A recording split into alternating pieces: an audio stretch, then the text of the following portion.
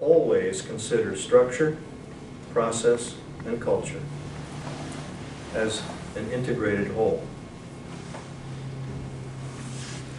Work collaboratively with your client, but don't shy away from directiveness when required.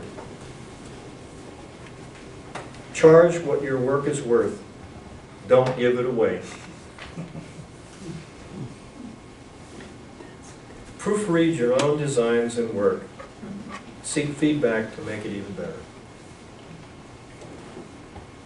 Work with an internal colleague, you mentioned this, and share knowledge and skill to help develop that person.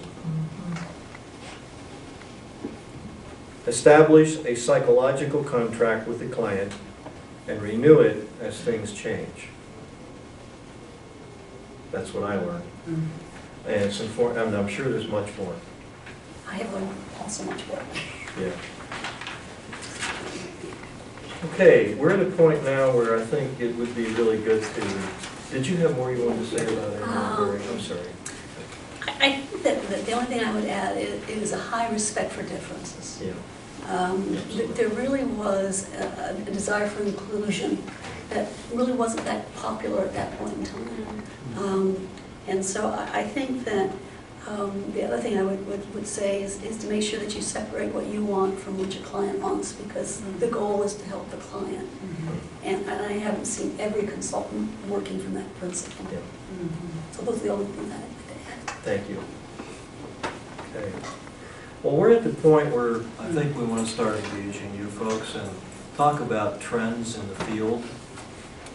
However we're going to call that field. What are we going to call it these days? Organizational change and development, is that still acceptable? Oh no, we're calling it agility now. Agility? Yeah, change is sort of past, so we have to come up with a new and word. we have to add words like nimble. Yes, yes, and sustainable. And nimble and sustainable.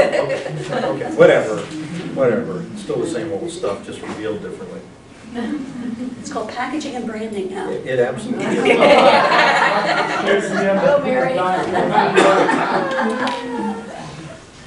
So I thought maybe we could kick this off by some of our own observations about what's changed over time, just quickly, and then get into a discussion about what we'd really like to see. We had our druthers in this whole field. What would we like to see happening in the field of organizational change and development, nimbleness, or whatever we're going to call it? I'll start off with my observations, and these are very, very few. I'm sure I have many more, but I won't take a lot of time with this. I think over my time in the field, I've seen this whole thing change from a focus on team building to whole system problem solving with teams, inner teams development within the whole system context. So that's like one shift from just team development, team building, team facilitation. Until not too many years ago, Boeing had facilitator training. Some of you may remember that. It was a big effort. Some of you were in that. And yeah, the whole purpose was to do team building, right? And that was it. And that was it. That was the extent of the organizational change and development stuff at that time. And so it's morphed from that into much more holistic approaches and contextual change, whole systems context. I've observed that there is an enormous trend to make it happen faster. And that's what brought to bear, or brought to the surface, the extraordinary need for many, many small successes in short intervals. Because the reality is we can't make it happen faster. Not the real change. It doesn't happen that way. Because of the relationships that have to change in order to sustain it. And relationships don't change that fast. This is why structure, process, and culture are integrated. And culture takes a long time to change, if ever. And that's a reality. And I think I see what happens then, that has a major implication for design. So how do we design changes? where at one time we could get away with design that had an outcome in a relatively short time because we were dealing with a relatively small sample. That isn't true anymore. There's too many interconnections. Even if we're only working with a team, there's so many interconnections with that team that you can't isolate and get an outcome that's sustained, because there'll be a ripple effect somewhere else. It may even make a worse problem. So design implications are certainly there for dealing with that reality.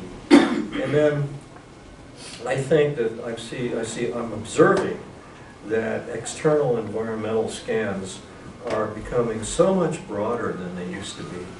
We used to be able to do scans on a very narrow basis. Back then, we were doing future-based planning and stuff. That's no longer true. It's no longer possible with the multinationals and the major interconnections and the impacts of failing savings and loans in Germany that hit the stock market right in the nose. You know, that happened like 10 years ago. It's just so much more complex and so many more interconnections. If we ever wanted to learn from our studies of whole systems, we certainly, hopefully, have learned our lessons so we can deal with what's really going on in the world today about interconnections, which is really where we need to make our primary focuses in the world of change. Now that's just some observations, Mary. So why don't you toss yours into the pot? Well, I think that the observation I would make is that we tend to still be a fad following, which bothers me. We seem to glom onto one OD intervention and practice a little bit of Maslow when you have a hammer and needs a nail. And what I would wish I would see more of is that we start to integrate these different techniques into something that is more coherent. I also think we have lost the focus on measuring our impact. We still do some measurement beginning, but there actually is a school of OD now that's talking about we need to move just to dialogic, which means more conversation. And I'm not suggesting conversation isn't good, of course it is, but just to focus on one factor bothers me. And it was interesting, there's been a recent article written by a very well-respected and very accomplished OD practitioner who was talking about the power of large-scale change efforts and those kinds of things. And at the very end of the article, he says, well, sometimes you determine whether they've been anywhere near successful. And I just found that very concerning to me, that we don't look at what the success rate is before we start proposing something. But I probably am suggesting, I use the Drucker quote, culture eats strategy for breakfast all the time, and I really believe in the power of culture. But I also believe that there's a need to still be looking at the measurement of our impact. And I know it's hard to get clients to agree to let us do that, so I'm not saying that we can do it 100% of the time. But I've seen so many efforts where no one pays attention to the measurement piece. I was recently at a conference where the son of David Kirkpatrick was speaking, and some of you might have heard of David Kirkpatrick's levels of evaluation. And he said, we start with the reaction sheet at the end of the session. But he said when you're planning the program or the intervention, you can't start there. You've got to start with organizational impact. You may do the evaluation starting with the reaction, but you really have to design the whole intervention for organizational impact. And I think that we are sometimes, as a field, unfortunately, in my opinion, too happy just to have the reaction, the anecdotal information, and the testaments. And I like testaments too, but I also think we need to be spending a little bit more time looking at the impact. Okay.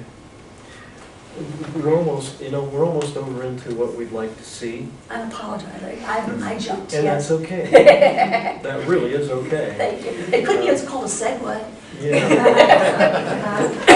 It is. From my radio days, that's what we used to do. Segue. One of the things that I think we can do now is kind of like talk about what we'd like to see as a stimulus, just to get this thing going, and then really turn it over to you.